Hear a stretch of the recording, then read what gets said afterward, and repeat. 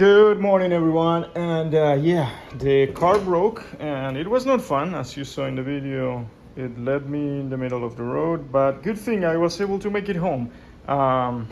Yeah, so this is what I believe is failing. So throttle body stopped working, and the ECU it threw a code. Actually, the code that it threw it was code 19. I started, searching online to see what it could be, and everything says that it's something related to the throttle body. Now, the throttle body has three main components. As you saw, we replaced the TPS. This is the throttle position sensor, and it didn't help. So probably this was not the issue. Nevertheless, this TPS is brand new, is sealed, it's calibrated now, so I'm happy.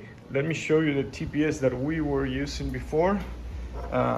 Yeah, it was shot.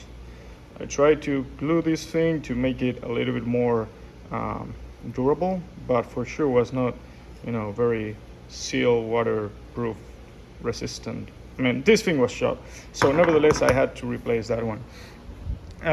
So now it goes into how this thing works and what are the other possible things or variables that could be failing. So long story short, let me go through it and explain how this throttle body works. So back in the day, Toyota was building the electronic controlled throttle body, and this was one of the first versions of those. In this case, you have an electronic device here, which is a variable resistance, that when you actually move this cable thinking that you are opening the blade is not actually opening. It's just moving a sensor here and sending signal to the ECU. The ECU receives the signal that someone is pressing the pedal, that the blade should be open, and it sends signal throughout these wires from the ECU. Those wires connect to an electric motor that is inside of this plastic cover. And then the third component is the TPS, which basically says, based on how much gas you are pressing, the blade will open, and then this thing is sending to the ECU back the information in terms of in which position this device is sensing that the blade is at. So long story short, three components: the accelerator position sensor or APPS, the motor, and the TPS. When these three things work in harmony, everything works. When one of these things fails, the car fails.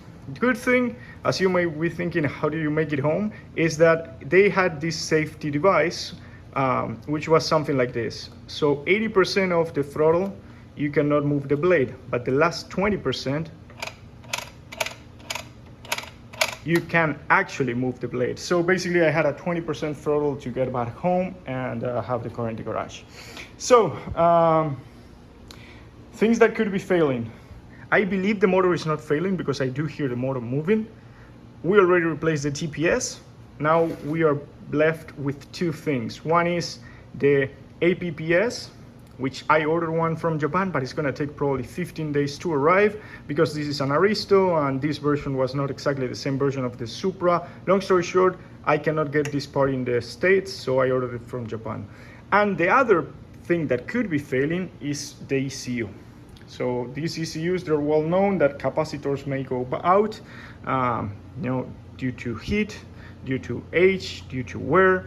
So at this point, I have those two options: fixing this thing and replacing this one. And if this doesn't fix the issue, we'll have to deep dive into the ECU.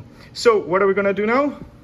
I'm gonna open this thing, I'm gonna remove the APPS, and I'm gonna try to fix it, and we'll see if that works.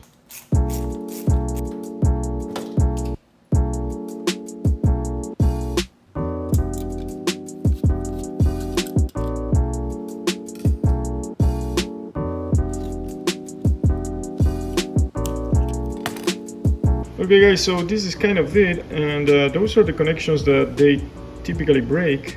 But to be honest, I mean, they don't look great, but I don't know, I don't see that easy that they're broken. So at this point, I'm not quite sure if this may be the issue or not. But yeah, I don't know. What I'm gonna try to do is desolder that thing, solder it again, and reconnect everything, and then we'll test it. and if the problem persists, then we'll know that it's that guy over there.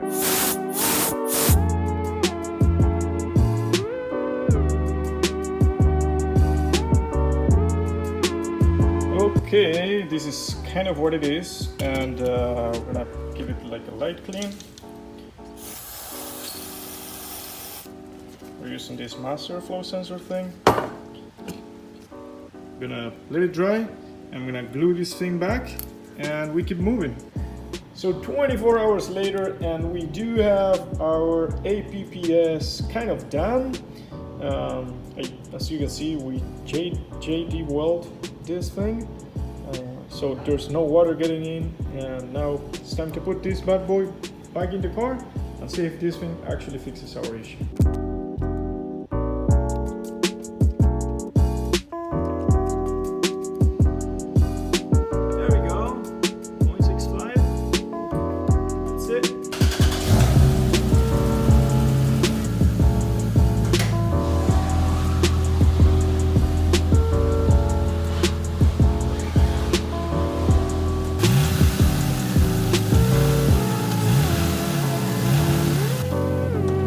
So far so good, but you know, it's very too early to say victory.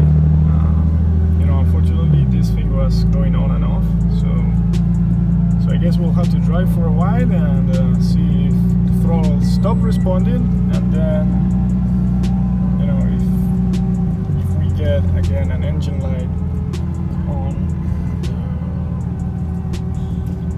and if that happened, then it may not have been the APPS nor the TPS, so you know, the next fault thing could be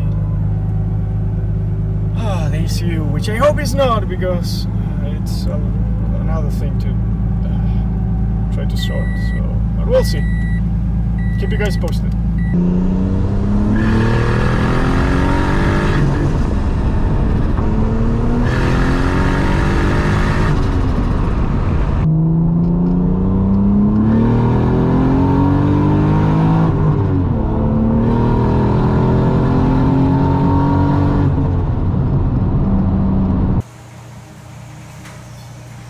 And this is gonna be it, guys, for today's episode. It actually worked. I'm so excited about this. So yeah, the APPS was going bad, and that was the cause of the code 19 that the ECU was throwing to us. So if anyone is having that issue, you know, this is kind of a cheap fix.